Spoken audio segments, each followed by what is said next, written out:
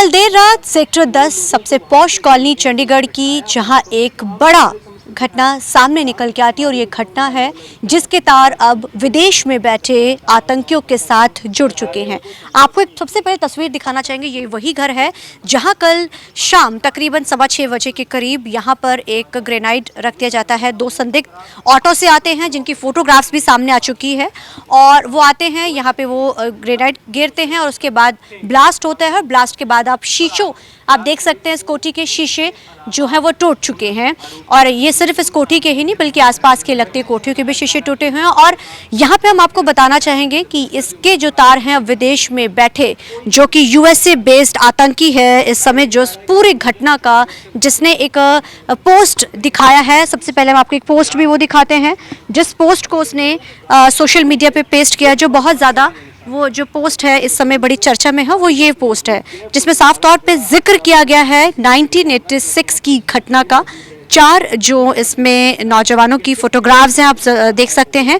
बाकायदा उसने उसमें एसपी गुरकीरत चहल का जिक्र किया है और बब्बर खालसा इंटरनेशनल का इसमें उन्होंने लिया है। हैप्पी पशिया के नाम से ये जो पोस्ट है जिसमें उसने जिक्र बाकायदा, हालांकि यहाँ पे आप सबसे पहले हम जिक्र करते हैं कि गुरकीरत चहल कौन है। आपको बताएं कि ये नकोदर में गुरकीरत चहल एक बहुत ही चर्चित जो पुलिस मुलाजिम पंजाब के रिटायर्ड ऑफिसर रहे हैं और आतंकवाद के समय में सबसे ज़्यादा उनका जो है बोलबाला रहा है। आतंकवाद के समय की अगर बात की जाए तो सबसे ज़्यादा जो है गुरकीरत चहल का नाम अक्सर चर्चा में सुनने को मिलता था और उन्होंने कई जो है आतंकियों के खिलाफ कार्रवाइयाँ भी की। और जब पंजाब में आतंकवाद का दौर था उस समय में सबसे जो है वो आगे हमेशा देखने को मिलते थे। और आपको यहाँ ये जानकारी बताना चाहेंगे कि जो इन्होंने पोस्ट किया है उसमें बाकायदा उन्होंने नकोदर का जो कि घटना का जिक्र किया है। जब 1986 में नकोदर में बेअदबी का एक मामला होता है उसमें 4 नौजवानों की मौत हो जाती है, जिसके बाद से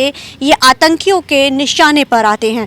2023 में इसी कोठी की रैकी की जाती है और उनको मारने के लिहाज से सब चीज़ें, लेकिन इंटेलिजेंस की रिपोर्ट के मुताबिक या इंटेलिजेंस की चहल चलते जो पूरा मामला सामने आता है और 2 संदिग्धों को गिरफ्तार किया जाता है, जिसकी एफआईआर भी जो की है वो जारी की जाती है। और एफआईआर के तहत और जब उनसे जांच की जाती है तो वो साफ तौर पे कहते हैं कि यूएसए बेस्ड जो आतंकी है यानी कि हैप्पी पशा, जिसने कि ये एक पोस्ट भी जारी की है, वो उसका जिक्र करते हैं कि उनके कहने पर ये रेकी की गई है क्योंकि जो 4 लोगों को मारा गया था उसका बदला लेना चाहते हैं, जिसके तहत ये सारी चीज़ें हुई थी। जब ये पूरी घटना होती है जिस तरीके से वो आतंकी समय में वो हमेशा ही एक्टिव रहे, ये नकोदर की घटना 1986 की होती है, जिसके बाद वो आतंकी के निशाने पर गुरकीरत जो चहल है वो हमेशा से रहते हैं और उसके बाद ये पूरा मामला शुरू होता है।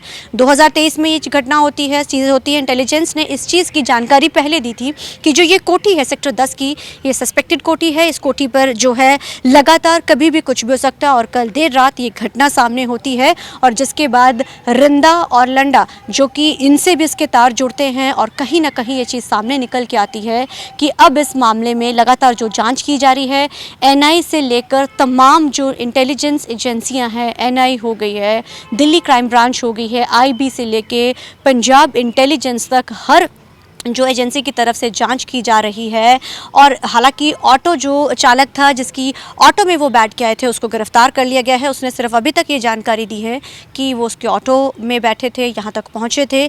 उनकी फ़ोटोग्राफ्स जारी कर दी गई है। लगातार जांच की जा रही है कि आखिर वो किस तरीके से, क्योंकि आतंकी लिंक है जाहिर है और उनको ये जानकारी नहीं थी कि गुरकीरत, हालांकि कई समय पहले ही जब पहले रैकी की गई थी, जब उनको गिरफ्तार किया गया था 2 सस्पेक्टेड्स को, जिसके बाद एफआईआर दर्ज हुई थी, उन्होंने जो जांच दी थी, जिसके बाद से वो यहाँ से जा चुके। तो यहाँ पे रिटायर्ड जो यहाँ पे एक प्रिंसिपल रहते थे, लेकिन कल देर रात ये घटना होती है। फिर से एक बार इस पूरी घटना को रिक्रिएट किया जाता है और फिर से एक बार तमाम सवाल जो हैं वो खड़े हो जाते हैं।